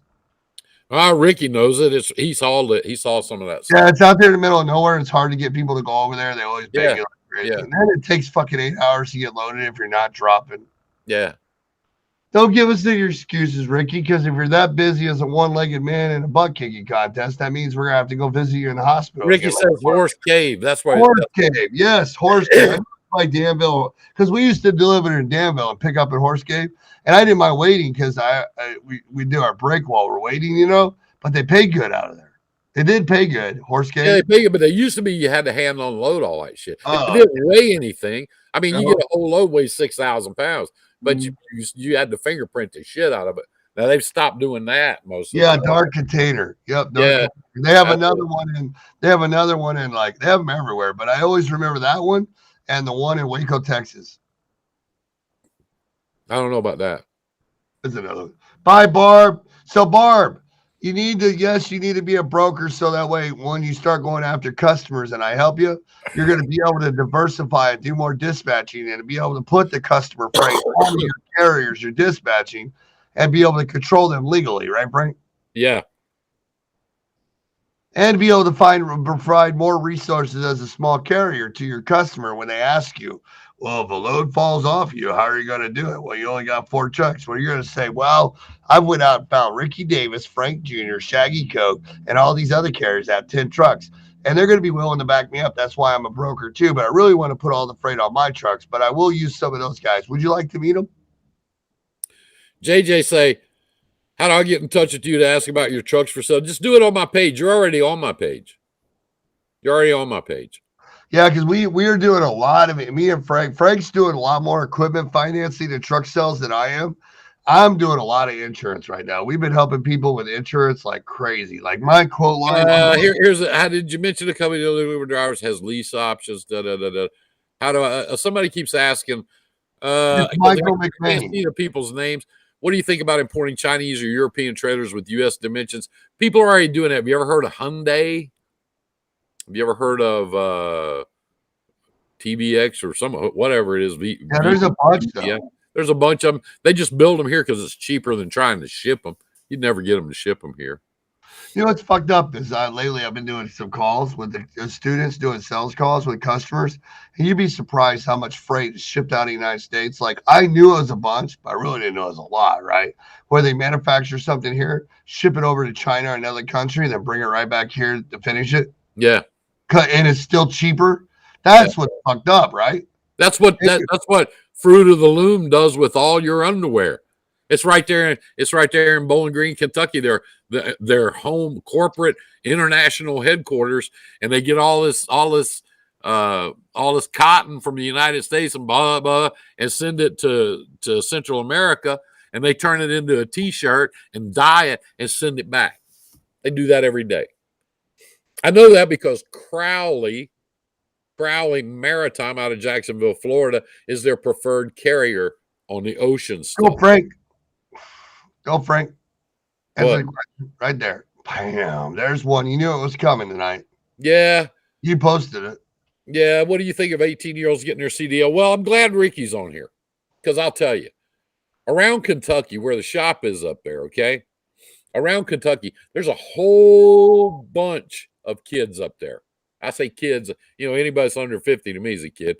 But there's a whole bunch of kids up there driving trucks, hauling seed, hauling feed, hauling farm stuff, hauling us. And I'll tell you something, except for one or two, those kids know how to tear down a motor. They know how to fix a truck on the side of the road. They know their shit. They're farm boys. They know their shit, and they're good at it. They're a whole lot better at it than some of these 50-year-old yin-yang fuckheads you see in the truck stop blocking up the fuel island while they take their break. And they come out and you go, hey, you're blocking the fuel island. They go, yeah, fuck you. And a lot smarter than those people. Go back to Nathan Zuber. How many motherfuckers on here that that had customers before they were 21 years old and here's another point. 18-year-old people can sign up for the armed services and be trained and carry a weapon and defend your ass and defend this country and die for this country. They can do that. In my book, they can drive a fucking truck. They're already doing it in Texas. There's so many kids down there driving that interstate. It's 830 miles across Texas. Now that is a good point. Now, if you think they're all not already out there, get over yourself. They're already there. And it's funny too because like Steve Nicholas said, we're fucking feet on the dash, and I'm worried about Swift training them, and I have to finish my pork sandwich, and I ain't moving. That's the fun. Those are great comments, right? The funny thing is, whenever I go traveling next weekend or next week with Melissa, I'm gonna video all the grown-ups driving down the road, and while they do it, I'm gonna save that video and share it for our next live show, and say, the 18-year-olds probably have more respect because they haven't learned these fucking bad habits that look at you old motherfuckers driving down the road. Hell, you can't get off your phones. You're tailgating guys, driving like a motherfucker. Your training sucks. You guys are freaking sitting up, all that stuff. And well, we just keep going. I don't know. A lot of these 18-year-olds around here out in farm country, these farm kids, I trust them a whole lot more than I do some of these yin-yangs you see out there. Fuck. I guarantee you never see one of those boys washing his feet in the sink. That is a good question. That's a great thing. We could do that. Well, next week we'll do dispatching because that's what's coming up, and then the week after that we'll do trucking. But Melissa's on here talking smack. You see that shit over? Oh, you're not in the group. I got all three screens going, Frank. See, I got the screen over here. Yeah. God, I got the other one over here going, so I can see your group, their group, my page, all at the same time, plus YouTube. So, Melissa, Michael Means said, did you answer his question about lease purchase? Did you guys have a lease purchase in Kentucky with your trucks? Ricky does. So if Michael wanted to do it, he was a real driver. Oh, he could come down there and talk to you guys? Yeah, he could call Ricky. Yeah, Ricky does that. He's got several out there. Robin Antley says insurance rates will be the same. What is the difference of insurance being the same for a guy that's non-CDL that's 35 years old from a guy that's non-CDL that's 18 years old? You get and somebody's gonna say, well, I know an 18-year-old, he does donuts in the front yard. Yeah, I know 38-year-old. The prices are going to be the same thing. Yeah. You're going to get the good with the bad. But around here, around this area, farm country around here, there's already a million of them doing it. Fuck, get over it. They're there. They're already there. They've been doing it for years. And I'll give you another little hint. They'll do it with or without a fucking license because that's how they make their living. Michael, just call me next week and I will tag you in with Frank, and Frank will tag you with Ricky. Ricky's on here right now. He's watching, or he was a minute ago. And you know, guys, you know, I got to say, what is the difference from 18-year-olds, Frank, from all these foreigners coming in? There's no difference. They don't I got to say this. I got to say this. I got to say this. Training is a problem. I don't care if you're 18 or 38. Training, Ricky's here. Training in this country is a problem. When you can go to CR England to the truck driver for $100. Sorry, go ahead.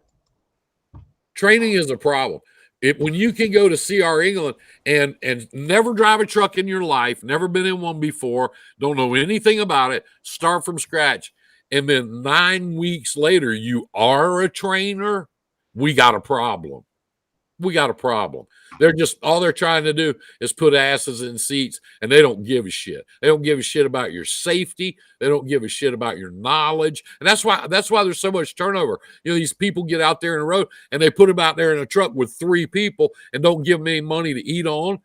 You know, don't give them a place to take a shower. Don't give them a place to sleep because there's 3 of them. Somebody's got to sleep in the seat. Okay. You can't take a shit. You can't wash your ass. That's what's wrong. And it doesn't make any difference if you're 18 or 38. That's a problem. No, because I'll tell you for a fact, and I have, like, we keep going back to, I have trained a lot of people, right? And I'll tell you what, some of the best guys I have are under 25 to 18. Yeah. Working for their parents. They're some of the greatest guys. You know, and so what is the difference between, like what Karen says, what is the difference between an 18-year-old that can fluently speak and read and write English in the United States to somebody that can't, that started here, that just got their CDL? You should be a driver for at least 3 years before you could become a trainer. I think that's at least, because you got to go through the seasons. You got to go through the mountains and through the flatland. You got to go to New York, drive in traffic, Chicago, Miami. You got to learn how to operate that truck in every season, in every situation, before you can ever teach somebody else how to do it. You know, and that is the truth, man, because I remember my training when I went to PAM, because God help us, Melissa trained me, right? Frank already knows that. He'll tell you. Melissa's the driver. She's listening. God, we don't even want to talk about me driving, man. The trailers I dropped, the tickets that I gave Melissa, the fucking scales I skipped, and 3 logbooks I had. Shit, Melissa's still looking for my logbooks when we started our trucking company. It was like 8 months. She was asking me every month, did you bring them home with you? No, I threw them in the trash when he said I quit. Well, you can't do that. You know what I mean? And, you know, I remember C1 truck driving school. We spent 3 weeks in a classroom because everybody makes fun of Swift, right? I spent 3 weeks in a classroom. Then I went out in a yard and they threw us through this. We didn't have to do like the serpentine. We just did back in the garage, blind side parallel and driver's side parallel. And then we did a straight back across the park lot and went with some DOT lady, drove down the road. And she said, what was that bridge? You're like, well, I don't know, but it didn't rip the top of our truck off, so we're good. Must be good. We're still going down the road. I remember the lady, I was leaving the parking lot on the road test, right, from the R test, and I fucking killed it trying to fucking double clutch. And I looked at her and said, ma'am, I'm sorry, but this double clutch shit fucking sucks. Can I float it? She's like, you're really not supposed to get a test, pass the test if you float it. You have to double clutch. So I'm like, here, I'll push the clutch and I'll float it. You say I double clutch. She's like, as long as you get us back to the yard and don't kill me, I'll be fine. I ain't lying. Like, they don't even know if I could drive, because when we were in Columbia, Missouri in the winter at doing the C1 truck driving, I literally slid on the ice and snow doing the blind parallel. So there's no good idea if I hit the points or not. And Melissa will tell you, I should have got my license, because I dropped 2 trailers and all kinds of fucking shit before I learned how to actually. Well, I never really learned how to drive, but I did learn how to do the rest of it. Hey, it's not acceptable. What's acceptable is when you get caught on the grapevine doing 21 over in a fucking 35 and your wife wakes up and takes the ticket for you. That's the way to do it. I know. I didn't want the ticket. Here's the deal. I want to talk on. We've been on here for a long time. I want to talk about this before we get out of here. We got 5 minutes. Guys, we're gonna go. We gotta go. We'll come back next week. We'll talk about whatever you guys want to talk about. That's what we're here for. Unless you get Shaggy all fucked up about dispatch services, and you know where that's gonna go. So if you start that shit, you'll have to deal with it. Well, I mean, Just like thinking between me and you, like there's stuff like I don't touch government, right? But you've done government forever. I don't touch stuff like with Walmart, running a Walmart. You've done it forever. I don't touch half the stuff you do. But when it comes to somebody, change their mind on dispatching, I'm that guy. Yeah. I did it for 11, 12 years. I dispatched my 20 some odd trucks plus a 30 to 70 hour. I want to talk about this. I want to talk. I don't want to get off. I want to talk about it. Right. If you look on my page, G3 Trucks, right on the front of the page, it says, don't haul cheap freight. I want to talk about that for a minute. Everybody talk about, well, the rates are dropping. The brokers, the shippers, all the mega carriers are doing everything they can think of to push the rates down, And they're going to keep on doing it because for the last 2 years, they've done nothing but go up, and they're going to keep going up. The only thing standing between them and pushing the rates back down to 80 cents, what is cheap freight? Give me a fucking break. Is you. What's funny about it, too, you and me, before you go any further, and the guys in the business are the only thing standing between rates being 80 cents a mile like they were 2 years ago. Remember when everybody parked out in front of the White House blowing their horn and shit? Remember that? I worked for Donald Trump. I was the guy that brought him hats. Yeah. And then Donald Trump sent him some fucking hats. But they said Trump on them. They were red. Yeah. Yeah. Remember that? And now we've got the rates up to pretty good where the best they've ever been. The only way to keep that going is for us to do it. We're the only ones that can do it. I just told you at the beginning, my best friend, right, Corey, because he now has 4 or 5 people that sit in the office banging phone calls out all day like TQL. Soon as the rates start tanking, like what he said, whoever typed that in, right, Frank? Whoever said the rates are dropping, that's because you're dealing with people on low boards and people that are calling you. You're allowing to do it. That's a good reason, right? We talk about understanding cost all the time, right, Frank? Yep. And if you understand cost, there's 3 things you should know anytime a broker talks to you, or if you're in a trouble with the truck order not used or detention time or whatever. And 2 of them, one is you better understand if it's a relationship broker you're working with before you do this, or a freight or a one-time broker or a couple-time broker. There's a huge difference between the 2. And I don't care what you guys think, but when you guys are out there, your rate is your rate. If you don't pay your household bills plus double it, if you don't pay your truck, trailer, fuel, fixed cost, and escrow, you're not going to be a business. And the brokers don't have trucks. They're not going to be a business. So they have to give a fuck. They don't care. Listen. But you do. Say no to it. These brokers, the stuff that's on the low boards, DAT and all that, that's all shit anyway. Okay, that's leftover shit. That's shit they put out there because somebody they had a relationship with or a mega hauler didn't haul it. That's or why you call them up and you where ask all them. that junk goes. That's like the compost heap of freight. That's what it is. Okay.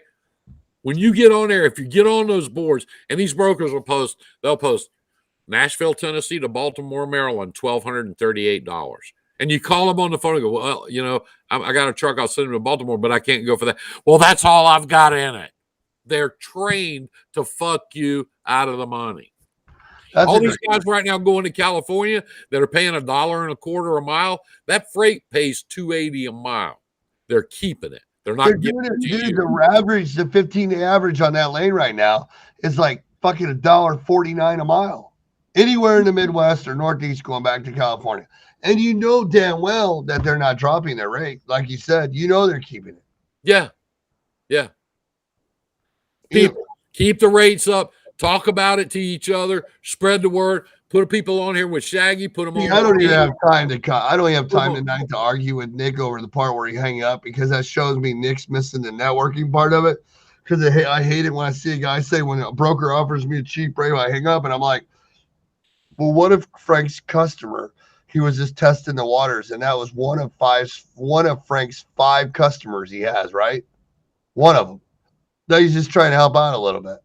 And you didn't take the time to ask him about the other 4 because Frank offered you a cheap rate. and it wasn't even the cheap rate. You just didn't know how to negotiate. You fucking smacked off to him, and he said, well, you're a fucktard anyways, and didn't even negotiate. And you didn't take the time to find out about his 4 dedicated customers or regular customers.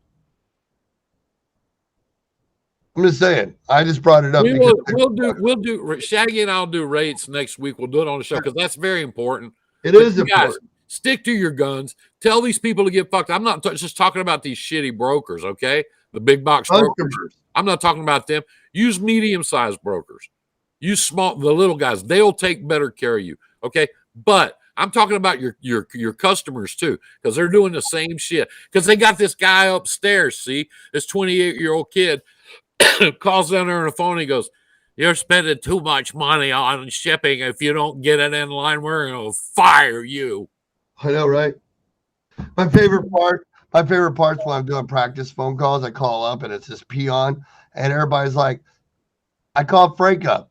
Frank answers the phone like TQL or whatever the broker is. I just use TQL because everybody knows it. And he's like, hello. And you're like, wow, are you important? No, I'm just a peon at the bottom of the pole. Well, I'm going to treat you like important and take everything you say like it's gold. You know what I mean? You never get past that guy. And he said, you're like, first thing you do is you call it, well, I just started my authority last week. Do you guys work with new people? Instead, you should have called up and said, first off, do you guys post all of your loads on the load board, or do you guys like building relationships? Oh, you like relationships. Okay, I was just making sure because there's a huge difference. And if you do like relationships, do you sell your customers based off your current carriers and their rates, or you just play whatever the market tells you? Oh, you play the market? Whatever you get. Yeah. And they're not going to tell you this. You have to get smart and learn this, right, Frank? Yeah. Yeah. It doesn't happen in a day. Yeah. And so then you're like talking to this dick smack that's on the phone. Those are very important things to pay attention to when you learn. But see, if you guys got your authority, Frank, right, Frank, and you guys actually bought a load board and fucking made these calls and practice before, it's like, how many times do you take that script of 100 people that you got for some dickhead for $25 and do you call every one of them and be like, hey, my name's Shaggy. Yeah, it's a fucked up thing. I know it. This is what I go by. It's just, I'm stuck with it. Don't laugh at me. You know what I mean? And, hey, I was just calling real quick. Do you guys, I noticed you guys manufacture steel, but I was just wondering because I'm looking for some. What kind do you manufacture? Thanks. Thanks. I appreciate that. See you later. While you're building up your research before you sell, do you ever take time to just randomly call and check stupid questions and see what you can get away with? Or what you can find out? So you have your information before you go in, brokers. Because when me and Frank look all over Facebook and half the people we're with, and by the way you guys communicate on YouTube, TikTok, Facebook, and Instagram, you guys some dumb people. Because it's not the way it is. We're gonna cut it. We got to bounce. We got shit going on. We were glad you came by tonight. We're glad. We're gonna do this. We're gonna do a show. I do my show every Tuesday night on my little page. If you guys are on my G3 Trucks and Freight page, you're welcome to jump in on that on Tuesday night. I pick a subject. This week it's going to be about negotiating rates. That's what we're going to talk about. Shaggy and I do a show once a week. We will pick a topic, whatever the hot thing is that week that we feel like people need help with, and we will do that, and we will work with you guys. If you need to take a class and understand what the other guys are doing, okay, to make your business better, to make your decisions better, and to make things easier for you, take one of Shaggy's classes. No, but I'm going to have a lot more people start calling Adam because that's fun. We should do that. Like, start directing them and be like, hey, Adam Stringer, he takes care of that. He's out of Laredo and does produce. We'll just send everybody to him.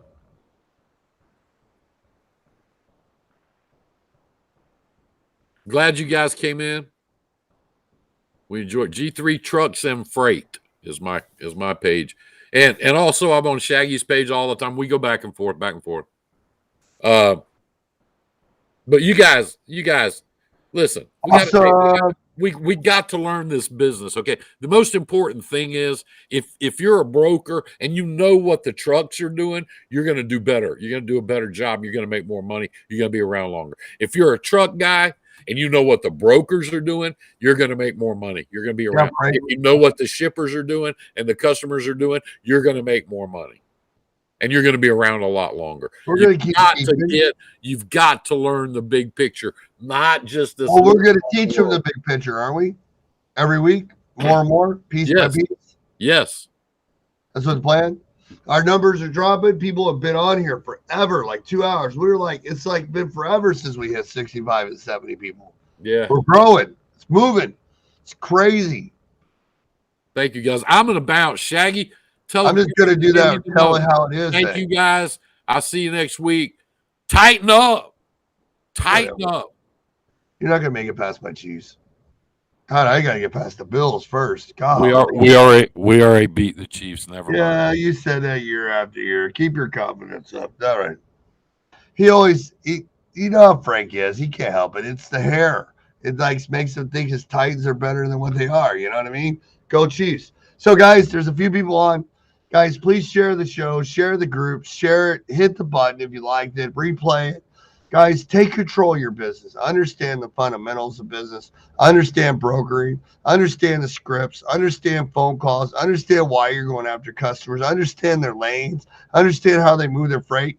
And be able to bid the freight before you go in. Stop being confused on your rates. Guys, if you're in trucking and you want to be a broker, you want to be a trucking company, you want to be a dispatcher, or you're confused on any part of it, sign up for a boot camp webinar. Learn all of it. It's 85 hours of training, and I can't get everything in that I do. And there's so much more. Take the time to understand your product. You are the product. Company drivers have a product. Owner-operators have a product. Lease purchase and customers. If you don't know what the product is, you can't sell. You have to know your product. I understand my product very well. I'm selling to you, and you're my product. So I understand you being the product. I understand my customer's product. I understand my product. And I understand a lot of other products, from dispatching, the fucking brokering, the trucking, the adding owner-operators, lease purchase, selling insurance, factoring, fuel cards, roadside service, lawyer stuff, compliance, safety. Man, I ain't leaving no money on the table. And I don't want to leave money on the table. It's not worth it. You know, every potential conversation and opportunity is a chance to move forward. Most people don't take the time. Do the homework, do the research, stop living on the low boards. If you're a carrier that's using a dispatcher today, call me, set up an appointment. Give me a few minutes with you, and I guarantee in an hour, you won't ever, ever, ever use a dispatching service again. By the time you're done with me, you're going to have 10 Adams Stringers or Nicholases or people like that that'll keep you moving because they need you more than TQL. And you're going to be the happiest guy in ever and build your product. That's what it's about. Building a product, build relationships. There's so much that people don't learn. So much about liability, risk, claims, networking, building relationships, a 7-day plan, local, dedicated, and regional. And let the other motherfuckers run over the road freight. Let those guys go do it. There's a reason why they're hiring all the time. There's a reason why they're promoting all the time.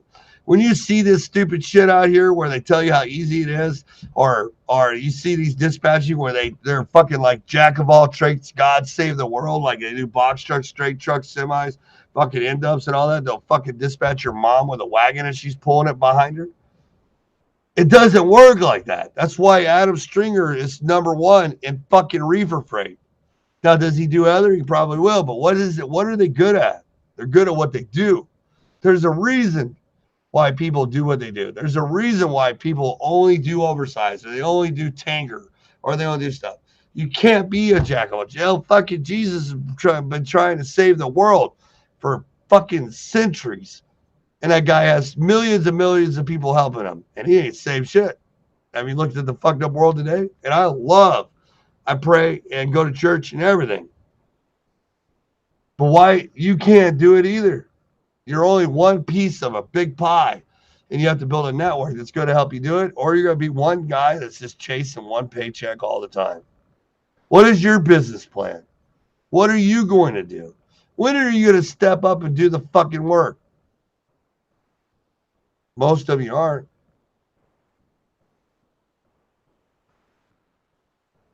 Peace. Love you guys. Share, share, share. Thank you for allowing me and Frank to come on. A jack of all trades is a master of none. It's all a bunch of hot air because you can't do it.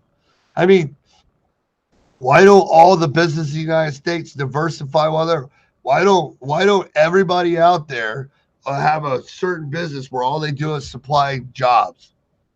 They don't, because it's not that easy. Peace, guys. Thanks for coming. See you next week. Be good. Check out the boot camp webinars. The next one is dispatching, and map and routing training is next week. We love you guys to the death. Call us like crazy. Prayers, everybody. Don't get this COVID/flu shit out here. It sucks. And don't go out there if you're sick giving it to everybody else. I'm not a COVID guy. I'm not a shot guy. I'm not a sheep. I'm not wearing masks, but I will wear a mask if it is. And I do respect other people. Don't share your shit to other people. Guys, be good. Be safe. Network, research, have a plan. Diversity, multiple streams of income, and stop being a slave to other people and always help others. Peace.